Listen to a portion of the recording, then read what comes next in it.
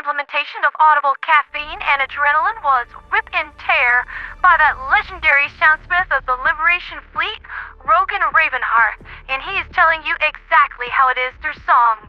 The only one they fear, Helldiver, is you. So rip and tear until it is done, for democracy isn't finished with you yet. So, news from the Illuminate front. Despite valiant Helldiver intervention mucking up squid progress through the ample use of 500-kilogram bombs and 380mm shells in a configuration I like to call mass property damage, Super Earth defenses are still buckling and Command is looking nervous. They are projecting a timetable for a neat and orderly retreat in another 16 hours. After that, the ball is in Squidward's court.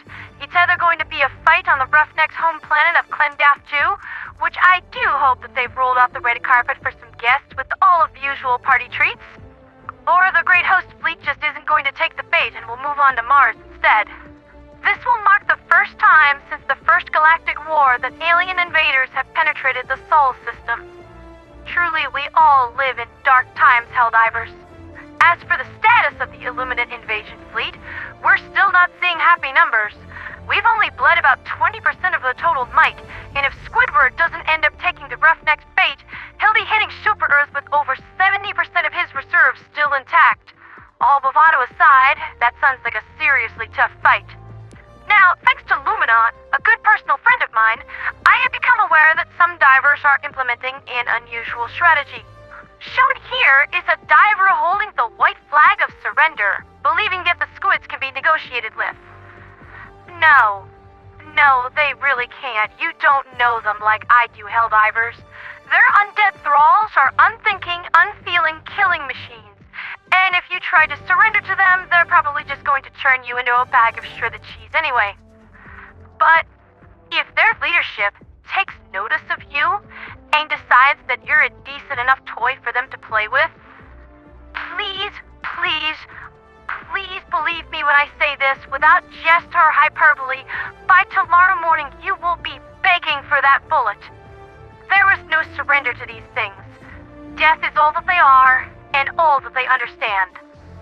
That sobering reminder firmly in place, I received a message from someone who understands that when surrender is the question, death first is the answer. Jarl Qyksylver is fighting his heart out on New Haven, and sent me a message that he wishes not only for his wolves to hear, but for the rest of the Liberation Fleet to hear as well. This is Jarl Qyksylver of the 104th Wolf Divers Battalion, broadcasting from the surface of New Haven. It's not good.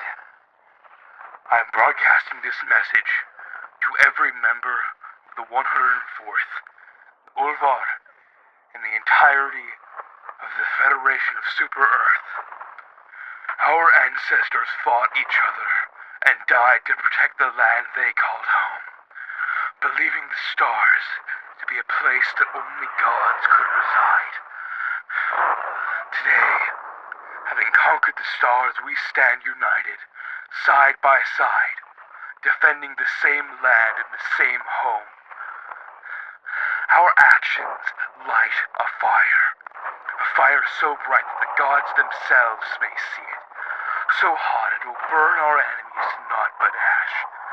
And today, every man, woman, and child, every people, and every pledge, all who stand against tyranny, and all who wish to be free, stand as one, as part of the pack. Because wolves who are strong together are strong forever.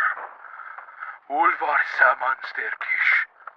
Ulvar ili sterkish. Jarl Qyksylver, over and out. Wolves together strong, wolves forever strong indeed, my good Jarl. And while you may personally disdain the use of my fist units, I have deployed several Seraphim operators to ensure that you and your team extract from that mission that you're currently on and get some good recovery time.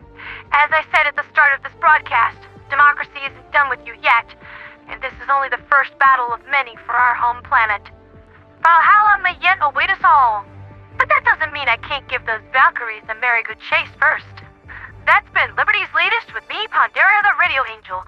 Keep your eyes and ears tuned to this channel, Helldivers. We're due for new orders tomorrow, and depending on which way the squids turn, it'll be a continuation of hippity-hoppity, get the fluff off my property, or we're going to be in the endgame. Regardless of how this goes, I don't plan on making it easy for them. And should I go down, I will not be lonely in hell. I've already got some prime real estate picked out right there next to the Succubi Motor Wrestling Ring, and I've told enough awful puns that my clearance to the infernal realms is assured. Just ask my battle sisters. Wait a second, if I went to hell, wouldn't that make me a radio demon? No, that sounds stupid. For liberty, for freedom, for democracy, and for the defense of Super Earth.